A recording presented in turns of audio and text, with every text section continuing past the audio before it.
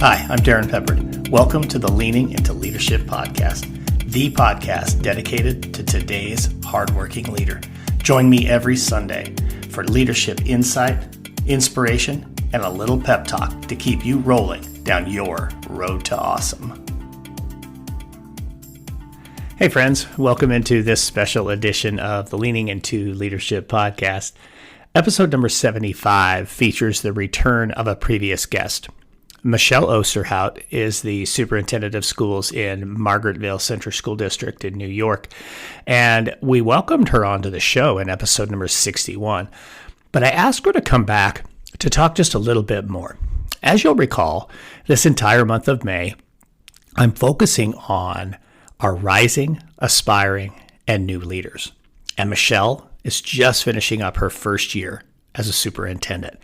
And I wanted to ask Michelle some much more pointed questions about that first year experience, about what it was like to work with a coach, and what she's looking forward to in her second year as a superintendent. We had a wonderful conversation, and you're going to hear that right on the other side of this. Have you ever found yourself in professional development thinking, how is this supposed to help me be a better leader? Folks, PD for Leaders needs to focus on leadership. Introducing High Performance Leadership Teams, a 2-day workshop from Road to Awesome. In this 2-day workshop, we focus on getting the team very clear on their shared values, direction, and mission. Getting to know the house and understanding the strengths that each of us bring to the table and how we best leverage those. We focus on how we go about getting the work done. We focus on team dynamics, and we focus on how it is that we continue to evolve together as a team. Hey, right now, it's a tough time to be a leader, and it's really difficult to grow together as a leadership team unless you're intentional. High Performance Leadership Teams is exactly that, an opportunity to be very intentional about your team. Hey, leaders, I want to work with your team. I want to help set you up for success. Send me an email at darrinmpeppard@roadtoawesome.net or shoot me a direct message on social media. Let's get your leadership team on the road to awesome with High Performance Leadership Teams. So as we continue this month with our conversations with people who are rising leaders, new leaders, and aspiring leaders, today we welcome back an old friend of the show, Michelle Osterhoudt, who is currently at the end of her first year as superintendent at Margaretville Central School District. Just doing some amazing work. She's going to talk about that a little bit. She's also the president of her local chapter of the NAACP. Michelle, welcome back into the podcast. Thank you so much, Darrin. It's a pleasure to be here. Yeah, absolutely. Good to see you. So when we talked last, at least here on the podcast, you and I actually got to see each other in New York maybe a month or two ago. So not the last time you and I talked, but last time we talked here on the podcast, we talked a little bit about some of the experiences that you were having as a first-year superintendent. And as a part of our conversations this month, I know we have a lot of folks who are going to be taking that first step into the new role. You experienced that last year in, I believe, August when you took this position in Margaretville. So help me a little bit here, or maybe just share something with the folks that are listening today about maybe some lessons learned or some experiences that have really resonated with you during this first year in your role as a superintendent. Certainly. So I have to say, it's real easy when you first start to be excited and organized, and you get all this great advice from all the people around you. And I've been very blessed to be supported by my local BOCES, and I have a mentor and a coach. We've talked about that, and I know we'll talk a little bit more about that. But here's what I'm finding is towards the end of my first year, right? It's real easy to fall away from those practices that keep you fresh and keep you focused. So I'm finding that I'm not so good about printing my calendar every week and making sure I check it. You would think that I would be because it's June and June gets crazy. But I find that I'm constantly running. So I'm forgetting to do those little things that are actually the big things, like printing my calendar, making sure to check it every night, even if it just takes a couple of minutes to look at it and to check it. Getting up out of my office. And we talked about that at our last podcast about how like sometimes you just have to schedule that time. And the end of the year gets so crazy and so busy. It is super easy to just let the day get away from you. And before you know it, you haven't been as present as you'd like to be.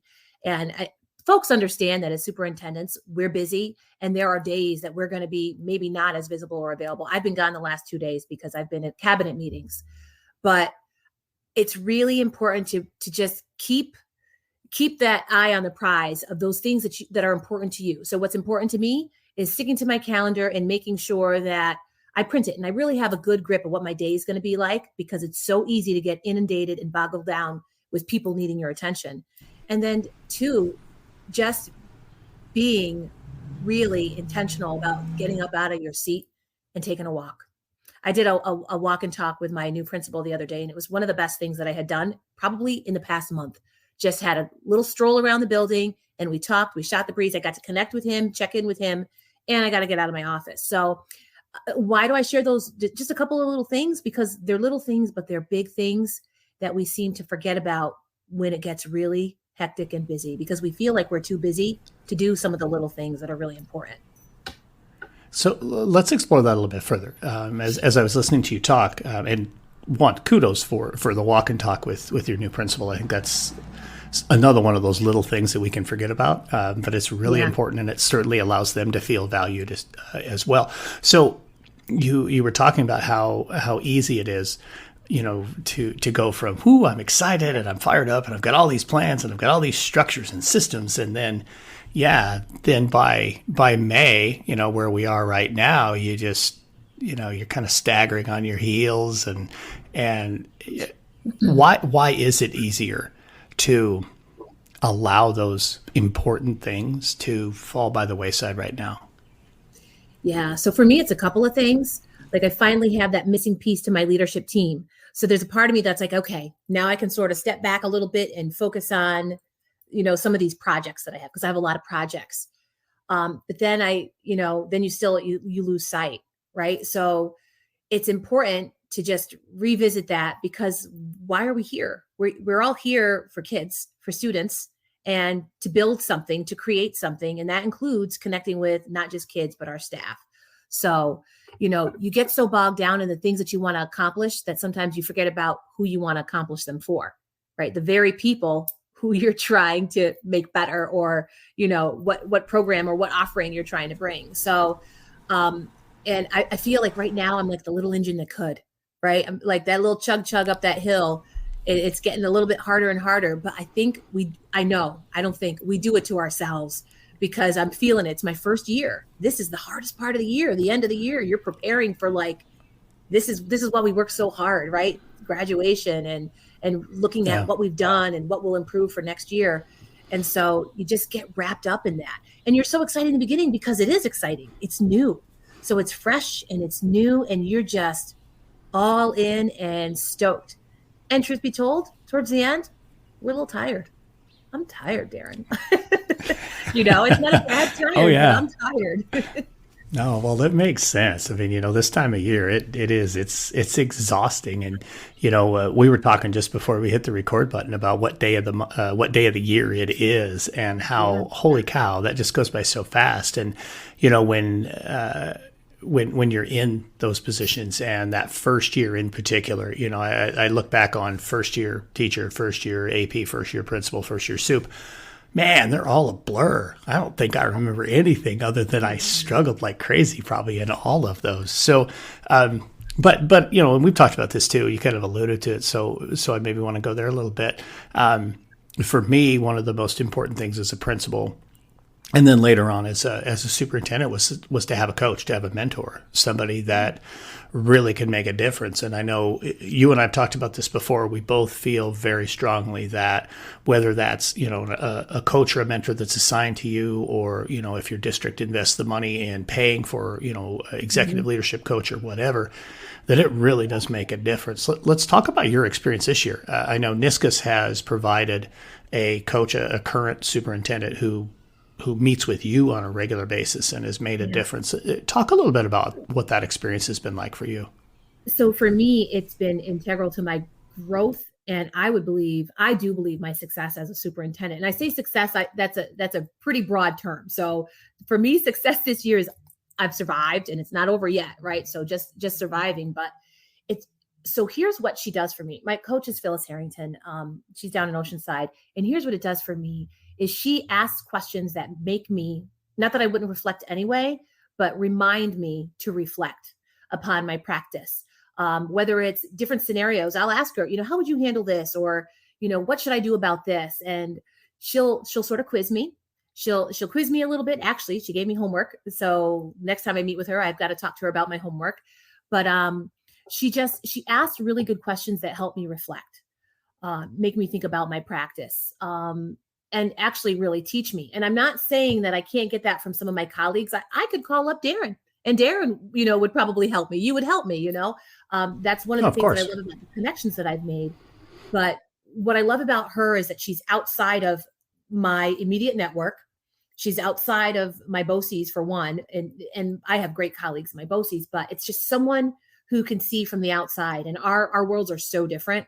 So her perspective is a great perspective because her world is so different than mine, being a larger school on Long Island. I'm rural and upstate New York. But she just really asks great questions. And then I reflect upon my practice and I reflect upon maybe how I've handled the situation. She'll be the first to tell me, no, I don't think you should do it that way. Or no, that's a great idea. So not only, and it's not intimidating to me at all. I'm at that point in my career where I want to be the best that I can be. I am not there yet, but how am I going to get there is by listening to the advice of someone who's got experience. And I soak her up like a sponge. Along with some of my other people that I network with, like yourself, like it keeps me fresh, it keeps me whole, and it keeps me accountable. So, that's the biggest thing is really reflecting upon my practice. And I can do that in the comfort of our conversations because she is outside of it. She's outside of my network. This podcast is a proud member of the Teach Better Podcast Network. Better today, better tomorrow, and the podcast to get you there. You can find out more at teachbetter.com/podcast. Now let's get back to the episode. Yeah, I think that's two really, really key pieces there. One is having somebody who's non-evaluative. You could do a lot of coaching, and I know I did as a principal with my assistant principals. I would coach them like crazy, and the same thing as a superintendent with my principals. But there's still that evaluative, relationship that exists. So one, having that person who's they're not going to sign off on your evaluation. They're not going to report back to your board. Hey, here's what's happening with Michelle. It's a confidential conversation. And then number two, you talked about that perspective. That outside perspective. I like to call that third point perspective. So you have your view of what's happening. We have everybody else in your district who has a view of what's happening. This person, they're removed from it. And when you have that third point perspective, it's a lot easier to kind of get up on the balcony and just ask those questions. When you reach out to Phyllis with, hey, I'm thinking about this or I'm working on this, I'm sure quite often it's, well, tell me what you'd like to do with it, or what is it you'd like to accomplish with that, or, even maybe I'm sure there's been something that you've shared with her. You don't have to tell us, but that she was like, no, that's not a good idea. But those kinds of things. Man, they're so critical, and I think so often that is overlooked with our folks who are new into a leadership role or are rising for the first time into a leadership role. When we're leaders, we've all gotten to our positions because we've been relatively successful, right? We've been relatively successful in what we do, and that's why the superintendency, that's the pinnacle. To me, that's the pinnacle of our career. So to have gotten here, there's a level of expertise or knowledge or skill set that we have. So when she asked me a question and I don't know the answer, and I know she sometimes does that on purpose, and I feel a little bit foolish because I don't know the answer. Imagine how I would feel if that were my board, right? Or another colleague who I was close to. And I felt, I hate to say it, but I'd probably feel a little stupid or, not really want to admit that I don't know. There's none of that with her because she's genuinely asking the question so that I'll learn and I'll grow. And if I don't know the answer, I'm going to find out. Like, I didn't know the answer to something she asked me last week, so I'm going to do my homework. And then when we come back, she's going to be like, Michelle, do you have the answer for me? And that's a wonderful feeling. So when you say non-evaluative, yeah, that's super important. Because I wouldn't maybe necessarily feel comfortable, and many of us wouldn't, because of our positions and where we are, right? I have colleagues who say their boards won't hire them a coach because they're superintendents and they've worked really hard to get where they are and they should know everything. Right. Thank goodness that's not my board. Oh, that's a huge piece though, right there. It's something that you just said right there. So often and whether that's superintendent or it's principal, whatever the case may be, there's this belief of, well, you should know what you're doing. Well, here's some harsh truth. And you know this very well. When you rise from being a classroom teacher to being an assistant principal or a principal, that's a whole different skill set. I mean, the two are not interchangeable. And in truth, going from principal to superintendent, the same thing is true. And so if we have folks who have that view that, no, you should just know what you're doing, you shouldn't need a coach, they've missed the boat on what coaching is really all about. Yeah, no, exactly. Definitely. So I'm grateful. I'm one lucky girl because, that was something that I wouldn't say that I demanded, but I certainly asked for when I was hired, and there was no pushback at all. I love it. So one last question then, just really quick. So you're heading into year 2, and I know right now you're running like you're like a crazy person trying to land the plane, but soon it'll be time to get the plane back in the air. What are maybe 1 or 2 things you're looking forward to as you head into year 2? I'm looking forward to less of the unknown. Right. So even if I haven't done everything that I'm doing perfect or even well, in some cases, I've learned a lot this year. I've already been through the process. So that was one of the things. And I discovered I know a lot more about some things than I realized, like budget, for example. That was intimidating to me. But in other aspects of my life and career, I've done budget before, and I knew more than I realized that I did. But this year, it was just really going through the motions. Didn't change a lot. Kind of kept some of the processes and things down, created some new processes, but didn't change a whole lot because I wanted to, and my board and my leadership team, we all kind of were new together, wanting to go through the process, right? So now that we've been through the process once, now next year, what I'm looking forward to is actually, we've made some changes, but like really growing those changes and I know that I'll feel more confident so that I can be able to do some more things and, feel better about, my board presentation next year for my budget. It's going to be a lot different than this year because I kind of went with the template. Now I can put my own twist on it. So I think I'll own more and it'll feel like more of mine than rather just going through the motions to go through the motions so that I've learned what to do, if that makes any sense. Oh, it makes perfect sense. A budget's a great example. That first time through, you're living in somebody else's budget. In year 2, that's your budget. You built the budget. You know why you put the money, where you put the money. And every year as you go forward, you'll find other ways to really make that budget your own. And then, you'll have no issue having those conversations about your budget hearings because you're the one who did it. Yeah, you're living off a template right now. So that's awesome. And you're definitely going to find when you get into year 2 that, hey, I've already done this before. I remember how this went last year. And I remember what didn't go well. And hey, I remember what did go well. And I'm going to learn and continue to grow from that. That's fantastic stuff. Michelle, thank you so much. And I'm so glad that you're having a great first year as a superintendent. And thanks for coming back on the podcast. You betcha. Thanks so much, Darrin.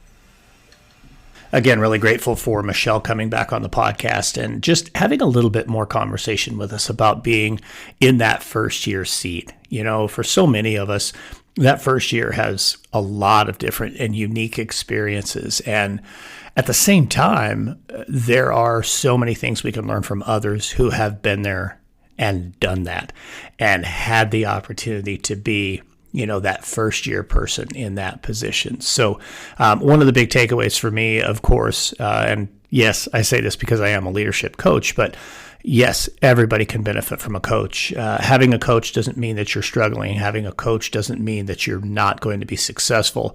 Having a coach means you're going to be proactive and you're going to do what you need to do to be the very best that you can be in the role that you have or for any role that you're looking for down the road.